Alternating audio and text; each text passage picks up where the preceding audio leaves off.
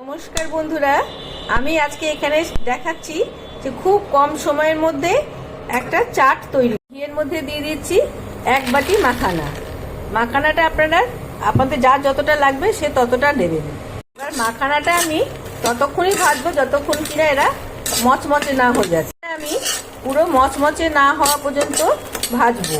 যতক্ষণ না এটা বেশ মচমচে হবে ততক্ষণ এটা আমি নেড়ে যাব। এই চাটটার সুবিধা হচ্ছে যে যদি কোনোদিন আমরা উপোস করে থাকি বা কোনো বারব্রত থাকে, যেদিনকে আমরা পেঁয়াজ রসুন খাবো না, সেদিনকে আমরা এটা আরামসে খেতে পারি। চাটের মধ্যে আমি কোনো রকমই পেঁয়াজ ব্যবহার করব না। এবার দেখি মাখানাটা হয়েছে কিনা। দেখুন এখনো হয়নি, এখনো মিয়ে রয়েছে। মাখানাটা স্লো টু মিডিয়ামেই ভাজতে হবে, কারণ বেশি আঁচ দিলে পরে মাখানাগুলো সব পুড়ে যাবে। মাখানাগুলো ক্রাঞ্চি করে ভেজে নিলে পরে না খেতেও খুব ভালো লাগবে। যেহেতু এটা চাটের মধ্যে একটু ক্রাঞ্চিনেস থাকলে বেশি ভালো লাগে। দেখুন বন্ধুরা, মাখানাটা আমার হয়ে গেছে। কি করে বুঝবো? এই দেখুন সুন্দরভাবে ভাজা হয়ে গেছে। এবার আমি এটাকে তুলে রাখছি। ওই কড়াইয়ে আবার ঘি দিয়ে দিয়েছি। এবার আমি এখানে কিছুটা বাদাম দিয়ে দিচ্ছি। বাদামটাও আপনারা আপনাদের প্রয়োজন মতো। এই দেখুন বাদামগুলো আমি স্লো টু মিডিয়ামে ভাজছি। বাদামগুলো ছ্যাঁকা হয়ে গেছে। কি করে ভাজবে, কি করে বুঝতে পারবেন? দেখুন এই যে বাদামগুলো পটপট করে আওয়াজ করছে আর খোসা ছেড়ে গেছে। বন্ধুরা, বাদাম আর মাখানাটা আমি এই একটা বাটির মধ্যে নিয়ে নিয়েছি। একটা মিক্সিং জারে দই, ধনেপাতা, 2টো কাঁচা লঙ্কা, ঝালটা আপনাদের রুচি অনুযায়ী দেবেন। ভেজে রেখেছিলাম আমি, সেখান থেকে এই 1 চামচ মতো বাদাম দিয়ে দিলাম।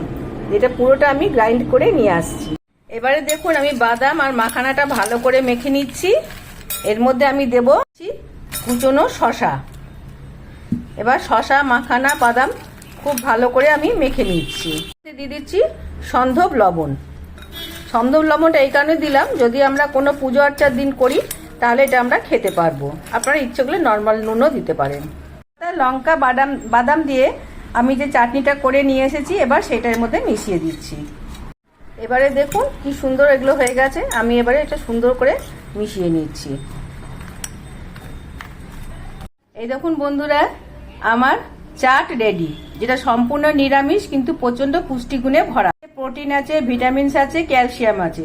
শসা আমাদের হজমে সাহায্য করে, আর বেদানাতে রক্ত হয়, আয়রনে ভর্তি বেদানা। তো আমরা জানি বাদামে প্রোটিন, ক্যালসিয়াম, প্রচুর পরিমাণে অনেক কিছু মিনারেলস পাওয়া যায়। সব তো বিস্তারিত বলা সম্ভব না। যদি আপনাদের কোথাও আমার এই চ্যানেলটিকে ভালো লেগে থাকে তাহলে প্লিজ লাইক এবং একটি কমেন্ট করে আমাকে জানাবেন আপনাদের কেমন লাগে। আর যদি একটু বেশি ভালো লেগে থাকে তাহলে প্লিজ সাবস্ক্রাইব করে পাশে রাখা বেল আইকনটিকে প্রেস করে দেবেন।